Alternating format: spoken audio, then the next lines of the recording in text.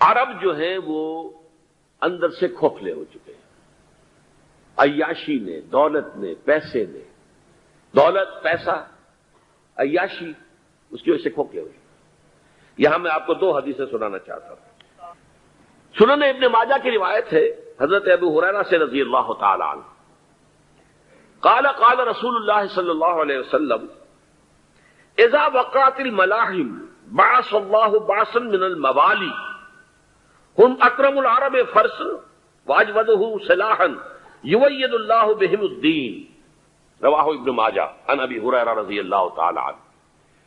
جب ملاحم کا دور شروع ہوگا تو اللہ تعالیٰ اٹھائے گا ایک لشکر یا لشکروں پر لشکر موالی میں سے۔ موالی کون ہے؟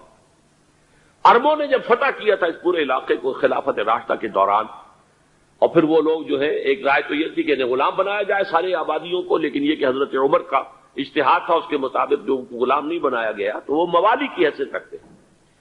عربوں میں دم نہیں ہے، موالی میں سے لشکر اٹھیں گے کہ جو در حقیقت حضرت مہدی کی حکومت کو قائم کرے گے۔ دوسری حدیث سنیے، عن عبداللہ بن الحارث رضی اللہ تعالی عنہ، اور یہ ابن ماجہ کی روایت ہے، قال قال رسول اللہ صلی اللہ علیہ وسلم یخرج الناس من المشرق فیوقعون للمہدی یعنی سلطانہ، لشکر نکلیں گے، لوگ آئیں گے مشرق سے اور وہ حضرت مہدی کی حکومت کو جمائیں گے اور قائم کریں گے۔ اب ذرا نوٹ کیجئے کہ جزیرہ نماء عرب کے مشرق میں کون سے ملک ہیں؟ تین، ایران، افغانستان، پاکستان، یہ تین سالڈ مسلم ممالک، مسلم آبادی اکثریت۔ ویسے تو یہ کہ آگے ہندوستان میں 20 کروڑ مسلمان ہیں، لیکن وہ 20 کروڑ جو ہے وہ تو 80 کروڑ کے اندر تحلیل ہو جاتے ہیں غیر مسلموں میں، لیکن یہاں جو معاملہ ہے یہ غالب اکثریت کا۔ ان میں سے ایران کا معاملہ جہاں تک ہے، نمبر ایک یہ کہ وہ شیعہ عقائد کے حصار میں بند ہے، اس سے ادھر ادھر ہونا اس کے لیے ممکن نہیں۔ حدیث میں یہ بھی آتا کہ اصفہان سے 70,000 یہودی دجال کا ساتھ دیں گے، لیکن بہرحال خراسان ایک صوبہ ہے افغانستان کا اس وقت بھی شمال مشرقی کونے میں، مجھے امید ہے وہاں سے خیر کی، کیونکہ خراسان کا لفظ وہاں پہ شامل ہے، اور حضور کی حدیث میں بعد میں آپ کو سناؤں گا کہ خراسان سے فوجیں چلیں گی جو یروشلم کو دوبارہ حاصل کریں گی، فتح کریں گی، جیسے پہلے یروشلم کھویا عربوں نے تھا، دوبارہ حاصل کیا تھا کرد نے، کرد خون صلاح الدین ایوبی رحمت اللہ علیہ، ایسے اب پھر عربوں نے کھویا ہے، لیکن لینے والے خراسان سے لشکر آئیں گے۔ یخرج من خراسان رایات سود لا یردھا شیء حتی تنصب بإیلیا، خراسان کے علاقے سے کالے علم لے کر لشکر چلیں گے جن کے رخ کو کوئی موڑ نہیں سکے گا جب تک کہ وہ جا کر یروشلم میں نصب نہ ہو جائے۔ اس کے بعد نام آتا ہے پاکستان کا۔ یہ ہے میری اور آپ کی داستان، اور یہ ہے سبب جس کی وجہ سے کہ میں آپ سے یہ گفتگو کر رہا ہوں۔ اصل میں تو کس لیے؟ محض ایک علمی استفادہ، محض اپنی بعض آراء کو ظاہر کرنے کا شوق نہیں، بلکہ یہ کہ اپنی ذمہ داری ہم پہچانیں کہ ہم کس مقام پر کھڑے ہیں۔ دیکھیے، اس پاکستان کے بارے میں یا ہندوستان کے بارے میں علامہ اقبال نے کہا تھا اپنے ترانہ ملی میں، میرے عرب کو آئی ٹھنڈی ہوا جہاں سے، میرا وطن وہی ہے، میرا وطن وہی ہے۔ اور مجھے بتایا گیا کہ سنن ابی داؤد میں یہ روایت موجود ہے کہ حضور نے فرمایا کہ ہندوستان کی طرف سے مجھے ٹھنڈی ہوا آتی، اگرچہ مجھے وہ حدیث ابھی نہیں ملی ہے، لیکن حزب التحریر کا ایک کارڈ مجھے ملا تھا، تو اس میں اس حدیث کا اور اس میں ابو داؤد کا روایت کا حوالہ موجود تھا۔ لیکن میں جو چیز آپ کو بتا چکا ہوں وہ یہ کہ الف ثانی کا پورا تجدیدی کارنامہ اس ہندوستان کی سرزمین میں ہوا۔ مجدد الف ثانی شیخ احمد سرندی، شاہ ولی اللہ دہلوی، سید احمد بریلوی، وہ تو ہمارے پاکستان میں آ کر جو ہے ان کا خون جذب ہوا ارض پاکستان میں۔ پھر شیخ الہند مولانا محمود حسن۔ تحریک خلافت چلی تو صرف ہندوستان میں چلی اور کہیں نہیں چلی۔ آزادی کی تحریک چلی پوری دنیا میں، وہ نیشنلزم کی بنیاد پر چلی، ملے نیشنلزم، عرب نیشنلزم، ٹرک نیشنلزم۔ ہمارے ہاں چلی تو اسلام کے نام پر، پاکستان کا مطلب کیا؟ لا الہ الا اللہ۔ پھر پاکستان قائم ہوا معجزے کے طور پر،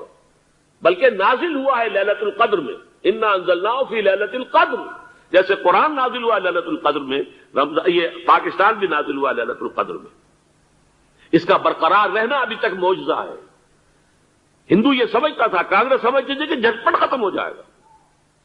پھر یہ کہ اس کا قرارداد مقاصد کا پاس ہو جانا، مزید بھی اور اضافی دفعات دستور میں آ جانا، اب کمرشل انٹرسٹ کو ربا قرار دے کر حرام قرار دینا، یہ سارے لینڈ مارکس ہیں کہ جو اشارہ کر رہے ہیں کسی چیز کی طرف، معاملہ کدھر جا رہا ہے۔ پھر یہ کہ یہ جو 14ویں صدی کے مجدد تھے شیخ الہند، اس کے بعد سے کچھ ایسی شخصیتیں عظیم پیدا ہوئی ہیں ہند میں،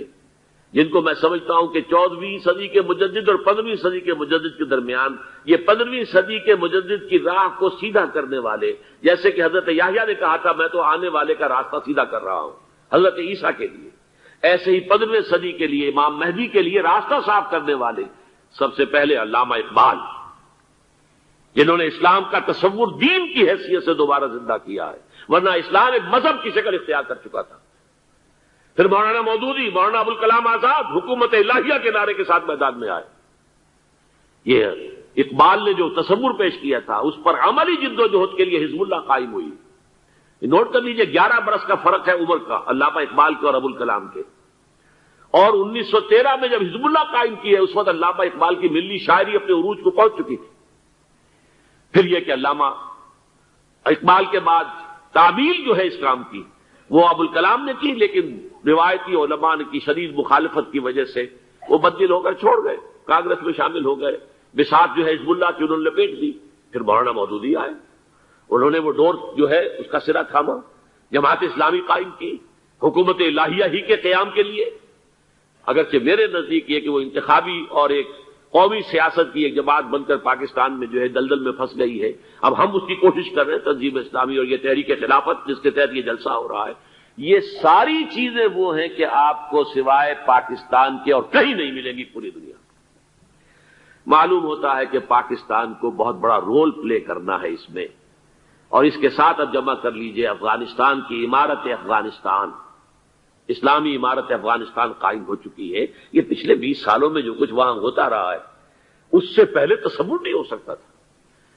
کابل جو ہے وہ تو جیسے پیرس کا تمدن تھا ویسے کابل کا تھا، وہی لباس، وہی سکرٹس۔ یہاں جب آئے تھے شاہ ظاہر شاہ سرکاری دورے پر تو ان کی جو ملکہ صاحبہ تھی ان کے ساتھ وہ سکرٹ میں ملبوس تھی۔ کابل جو ہے وہ بالکل ایک پیرس کی طرح کا شہر تھا۔ آج کابل جو ہے جا کر دیکھیے، علامہ اقبال کے فرزند بھی دیکھ کر آئے ہیں، تو اگرچہ وہ خود میں سمجھتا ہوں کہ خاصے انہیں آپ لبرل کہیں، آزاد خیال کہیں، لیکن اس درجے متاثر ہو کر آئے تھے کہ انہوں نے یہ کہا افغانستان میں جو میں نے حالات دیکھے ہیں کہ اگر 2-4 اور مسلمان ملکوں کے اندر یہ نظام قائم ہو جائے تو پوری دنیا مسلمان ہو جائے گی۔ یہ سب کچھ کیسے ہو رہا ہے؟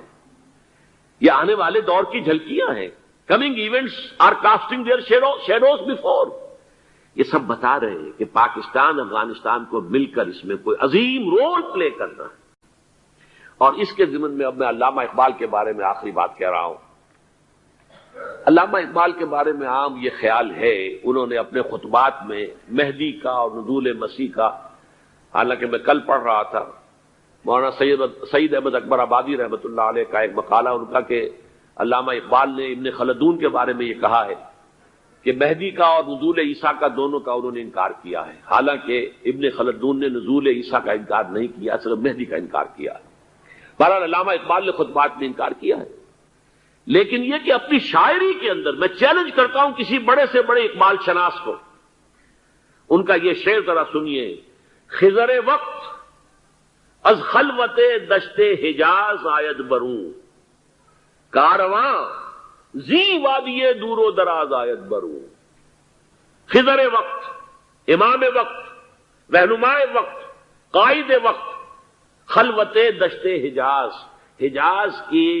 صحرا کی کسی خلوت گزینی سے نکل کر باہر آئیں گے۔ میں حیران ہوتا ہوں علامہ کے اس فکر پر اور اس مصرے پر۔ یہاں انہوں نے شیعہ اور سنی دونوں کے کانسیپٹ جمع کر دیے۔ شیعہ کا کانسیپٹ یہ چھپے ہوئے کسی غار میں وہاں سے برآمد ہوں گے، اور ہمارا کانسیپٹ میں ام سلمہ رضی اللہ تعالیٰ عنہ کی حدیث سنا چکا، چھپے ہوئے ہوں گے وہ وہاں پر، مدینے سے نکل کر آ کر مکے میں چھپ جائیں گے۔ اس خانہ جنگی کی حالت میں لوگ ان کی طرف دیکھ رہے ہوں گے، سوچتے ہوں گے انہیں میدان میں آنا چاہیے، کوئی پارٹ پلے کرنا چاہیے، امت کی رہنمائی کرنی چاہیے، لیکن وہ چھپیں گے، وہ کارے ہوں گے، وہ اس ذمہ داری کو قبول نہیں کرنا چاہیں گے، جا کے چھپ جائیں گے مکے میں، وہاں سے مکے والے انہیں نکالیں گے، اور وہ کارے ہوں گے، انہیں بالکل یہ پسند نہیں ہوگا کہ ذمہ داری اٹھائیں۔ تو خضر وقت از خلوت دشت حجاز آیت بروں، کارواں زی وادی دور و دراز آیت بروں، کارواں جو چلے گا ان کی مدد کے لیے اس وادی دور و دراز، اس زی عظیم وادی دور و دراز، یہ وادی سندھ ہے۔ وادی سندھ جو ہے ہم سمجھتے ہیں کہ صرف یہ پاکستان اور پنجاب جو ہے یہ اس میں شامل ہے، سندھ اور پنجاب نہیں، افغانستان کا پورا مشرقی علاقہ اس میں شامل ہے۔ جیسے دریائے جیلم سندھ میں جا رہا ہے، جیسے دریائے گلگت سندھ میں آ کر ملتا ہے، جیسے دریائے چناب اور راوی اور جیلم اور یہ سب جا رہے ہیں اور آ رہے ہیں، اسی طرح دریائے کابل کہاں سے آ رہا ہے، دریائے گومل کہاں سے آ رہا ہے، ٹوچی کہاں سے آ رہا ہے، یہ سارا جو ہے ڈرین جو ہو رہا ہے ایسٹرن جو ہے پارٹ آف افغانستان، یہ سب وادی ہے۔ اس وادی کے یہ دو حصے ہیں، ایک حصہ جو ہے یہ ادھر پاکستان میں ہے اور اسی وادی کا دوسرا حصہ جو ہے وہ افغانستان میں ہے۔ کارواں زی وادی دور و دراز آیت بروں، کارواں چلے گا یہاں سے، یخرج ناس من المشرق یؤتون للمہدی یعنی سلطان ہی، مشرق سے فوجیں چلیں گی کہ جو مہدی کی حکومت قائم کریں گی، اور یخرج من خراسان رایات و سود، اور خراسان سے سیاہ پرچم چلیں گے کہ جن کا رخ کوئی موڑ نہیں سکے گا، حتیٰ تنصب بیلیا، یہاں تک کہ وہ جا کر یروشلم کے اندر نصب ہو جائیں گے۔ حضرات، میں ایک میری گفتگو کا حصہ باقی تھا لیکن میں اسے چھوڑ رہا ہوں، اس لیے کہ گلوبلائزیشن جو اس کی ہوگی، جو خلافت علی منہاج النبوہ کی تجدید کامل حضرت مہدی کے ہاتھوں عرب میں ہوگی، اس سے پہلے اس کے لیے محنت، کوشش، جد و جہد پاکستان اور افغانستان میں ہو چکی ہوگی جو اسے سپورٹ کرے گی اور وہاں جا کر حکومت قائم کرے گی۔ اس کے بعد گلوبلائزیشن کا جو مرحلہ اس کا ہے وہ حضرت مہدی کے ہاتھوں نہیں ہے، وہ حضرت عیسیٰ ابن مریم ان کے نزول کے بعد ہے، جن کے نزول کے بعد دجال کا خاتمہ ہوگا اور یہودیوں کا استحصال ہوگا، مسلمانوں پر بھی بڑی تکالیف عربوں پر آئیں گی، شدائد آئیں گے، لیکن یہ وہ میں حصہ جو اپنی گفتگو کا آج چھوڑ رہا ہوں اس لیے کہ میں دیکھ رہا ہوں کہ بعض حضرات کا صبر کا پیمانہ اب لبریز ہو رہا ہے، تو میں اس حصے کو پھر ملتوی رکھتا ہوں کسی دوسری محفل اور کسی دوسری مجلس اور نشست پر۔ لیکن یہ کہ امام مہدی کی حکومت قائم کرنے کے لیے کون لوگ آئیں گے،